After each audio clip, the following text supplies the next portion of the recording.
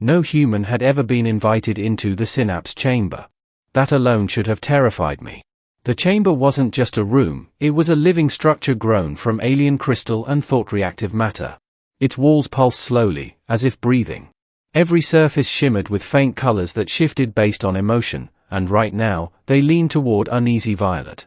I stood at the center, wearing nothing but a neural crown pressed tightly against my skull.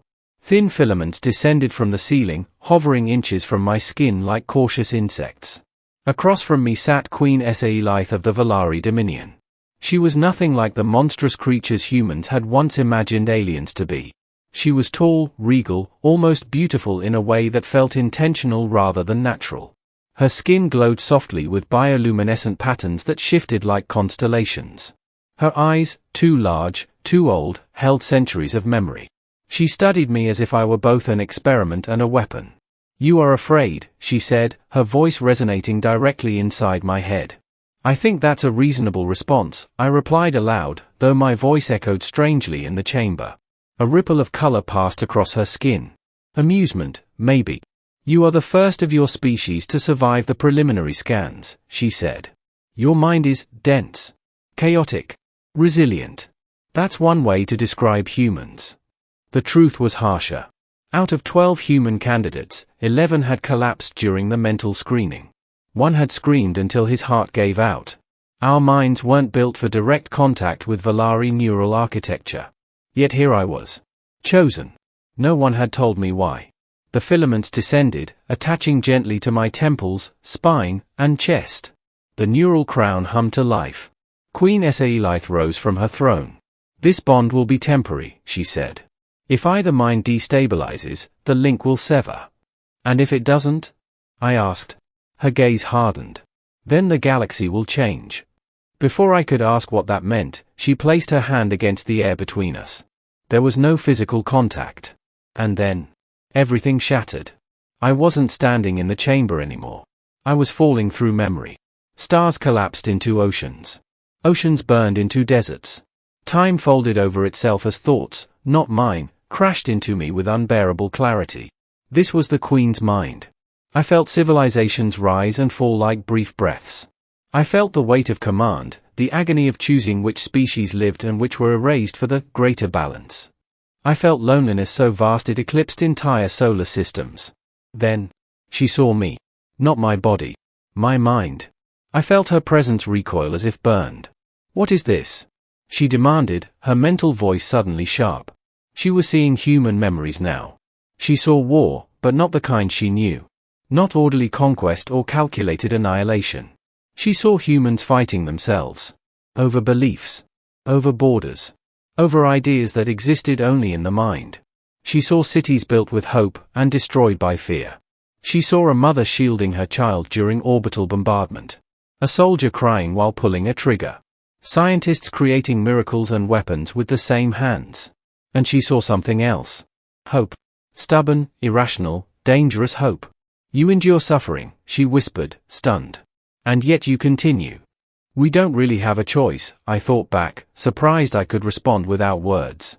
Her presence stiffened. "You could have ended yourselves," she said. "Many species do." "We came close," I replied. "But someone always believes tomorrow can be better." The chamber trembled. The Queen staggered back, gripping her throne as her bioluminescence flared violently. "This is why your minds resist us," she said. "They are uncontained." Then she saw it. The thing humanity had buried deep.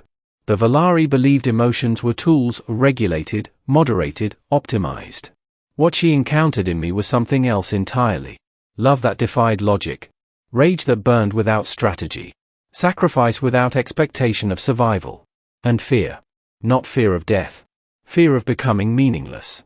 Her mental voice wavered. "You are dangerous." "So are you," I replied quietly. Silence stretched between us, not empty, but heavy. Then the galaxy intruded. I felt alarm signals echo through her consciousness. External sensors. Fleet movement. "The Council is approaching," she said. "They fear this link." "Because of what you saw?" "Because of what you are." The Valari High Council had ruled the galaxy for millennia through psychic superiority. Species unable to mentally interface were controlled or erased. Humanity had been categorized as incompatible. Now I understood what that really meant. We couldn't be controlled. The chamber doors vibrated as distant impacts echoed through the structure. Ships docking without permission. Armed envoys. Queen Sci-Life turned back to me, her expression unreadable. If they sever this bond, she said, they will erase your species within a generation. My chest tightened. And if they don't? Her eyes softened, just slightly. Then they will fear you. The filaments trembled as she made a decision no Valari ruler had made before. She opened the bond wider. I felt her broadcast, not just to the council, but across the psychic lattice of the Dominion. They felt what she had felt. Every Valari mind touched humanity's truth in an instant. Shock rippled across the mental network like a supernova. I heard screams, not of pain, but of revelation. Some recoiled. Some collapsed. Some wept. The doors exploded open. Council members stormed in, their mental shields flaring uselessly as the connection overwhelmed them. You have doomed us, one cried. Queen Sci-Life stood tall. No, she said. I have shown us reality. She turned to me. You asked why you were chosen, she said softly.